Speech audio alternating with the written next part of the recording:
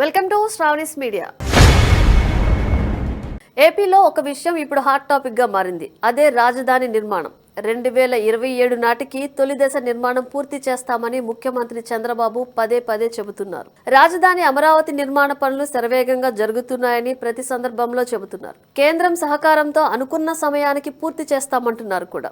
మరోవైపు AP municipal శాఖ మంత్రి నారాయణపై చంద్రబాబు ప్రశంసల జల్లు కురిపిస్తున్నారు కూడా. అమరావతి పనులను నారాయణ పరుగులు పెట్టిస్తున్నారని పొగడ్తలతో ముంచెత్తుతున్నారు కూడా. కానీ జరుగుతున్న పరిణామాలు చూస్తే మాత్రం ఇందుకు పూర్తి భిన్నంగా ఉన్నాయి.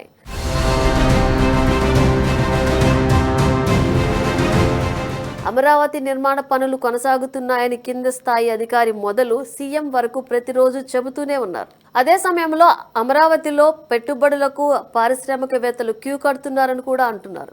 ఇక అదే సమయంలో అమరావతిలో పలు సంస్థలకు స్థలాలు కూడా కేటాయిస్తున్నారు. అయితే అసలు అమరావతి పరిస్థితి ఎలా ఉంది అనే ప్రశ్నకు జవాబు మాత్రం లేదు. సోషల్ మీడియాలో వస్తున్న ఫోటోలు, వీడియోలు తప్ప అమరావతి పరిస్థితి ఇలా ఉంది అని ప్రభుత్వం తరపున ఇప్పటి వరకు ఎలాంటి అధికారిక సమాచారం వెలువడలేదు. ఇక అమరావతి పనులు పర్యవేక్షిస్తున్న సిఆర్డీఏ రీజనల్ కార్యాలయం ప్రారంభం కూడా ఇప్పుడు ఈ అనుమానాలకు కేంద్ర బిందువుగా మారింది.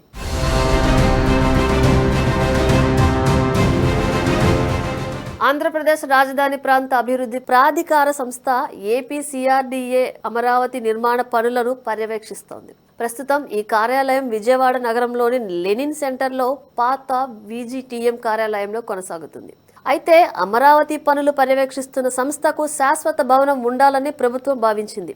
అనుకున్నదే ఆలస్యం. 2017లోనే నిర్మాణం ప్రారంభించారు. 2019 నాటికి 70% పనులు కూడా పూర్తి చేశారు. అయితే అనూహ్యంగా ప్రభుత్వం మారిపోవడంతో పనులకు బ్రేక్ పడింది. అయితే 2024లో కూటమి అధికారంలోకి వచ్చిన తర్వాత అమరావతి పనులు వేగం అందుకున్న మాట వాస్తవం. ఇక గతేడాది నవంబర్లో సిఆర్డీఏ కార్యాలయ పనులను తిరిగి ప్రారంభించారు చంద్రబాబు. 100 రోజుల్లో పూర్తి చేస్తామని గొప్పగా ప్రకటించారు కూడా.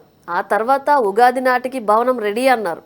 ఆ తర్వాత ఆగస్టు 15 నాటికి ప్రారంభం అన్నారు. తూచ్ అవేమీ కాదు. అక్టోబర్ 2న దసరా పండుగకు ఓపెనింగ్ పక్కా అని చెప్పేశారు.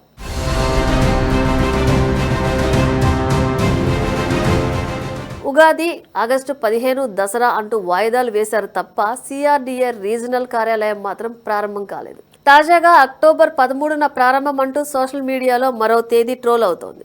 దీంతో అసలు ఇది సాధ్యమేనా అనే మాట బాగా వినిపిస్తోంది. మంత్రి స్వయంగా పర్యవేక్షిస్తున్న భవనమే ఇంత ఆలస్యం అవుతుందేమిటని ప్రశ్నిస్తున్నారు. మరోవైపు సోషల్ మీడియా సిఆర్డీఏ అధికారుల తీరుపై సెటైర్లు వేస్తున్నారు కూడా. ఈ ముహూర్తం అయినా బలంగా ఉందా లేక మళ్లీ వాయిదా వేస్తారా అని పోస్టులు పెడుతున్నారు. వాస్తవానికి సిఆర్డీఏ భవనానికి ఇప్పటికే భారీగా ఖర్చు చేశారు. దీనిపై కూడా ఇప్పుడు విమర్శలు వెల్లువెత్తుతున్నాయి. మరోవైపు అమరావతి నిర్మాణ పనులు పర్యవేక్షిస్తున్న ప్రధాన కార్యాలయ నిర్మాణ పనులే ఇంత ఆలస్యం అవుతుంటే మరి మిగిలిన భవనాల పరిస్థితి ఏమిటని ప్రశ్నిస్తున్నారు.